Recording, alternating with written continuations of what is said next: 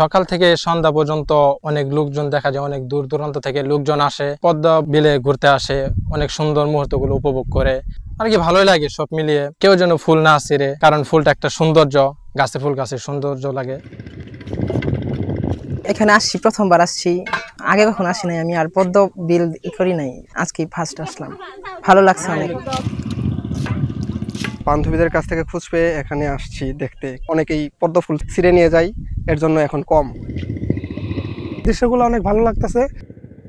ফেসবুকে দেখছি, ইউটিউবে দেখছি বৈশা পদ্মবিল, আমার মেয়েও দেখছে, দেখি বলতেছে যে আবু পদ্মবিল দেখতে যাবো, তাই আজকে দেখতে আসলাম, ভালো লাগতেছে অনেক।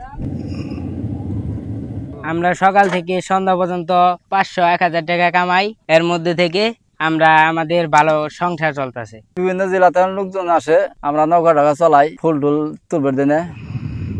শ্রীবর্তী উপজেলার বৈশা বিলে প্রায় 2 হেক্টর জমিতে পদ্ম ফুল ফুটেছে।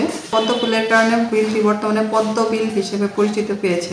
দেশের বিভিন্ন জায়গা থেকে লোকজন পরিদর্শনে আসছেন। এটি শ্রীবর্তীর প্রাকৃতিক সৌন্দর্যকে আরও দেশ জুড়ে হাইলাইটেড করছে। এলাকাবাসী যাতে এটি দীর্ঘ সময় ধরে উপভোগ করতে পারে, সেজন্য আমরা এলাকাবাসীদেরকে ফুল সংরক্ষণ করার বিষয়ে পরামর্শ দিচ্ছি এবং ফুল না ছাড়ার ব্যাপারে উৎসাহিত করা হচ্ছে। শ্রীবর্তী উপজেলার অনেকগুলো প্রাকৃতিক সৌন্দর্যের মধ্যে বৈশা বিলের যে পদ্ম, এটা একটা ভিন্ন মাত্রা যোগ করেছে। তো এই পদ্ম দেখার জন্য নানা প্রান্ত থেকে অনেক দর্শনার্থীর আগমন করছে। তবে দুঃখজনক হলেও সত্য যে দর্শনার্থীরা এখানে এসে যাওয়ার সময় পদ্ম তুলে নিয়ে যাচ্ছে।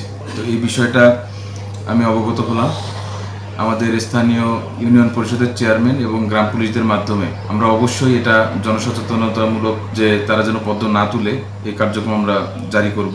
এই পদ্ম তোলা রোধ করার জন্য আমরা চেয়ারম্যান সাহেবের সাথে সহযোগিতা করে পাহারাও বসাবো।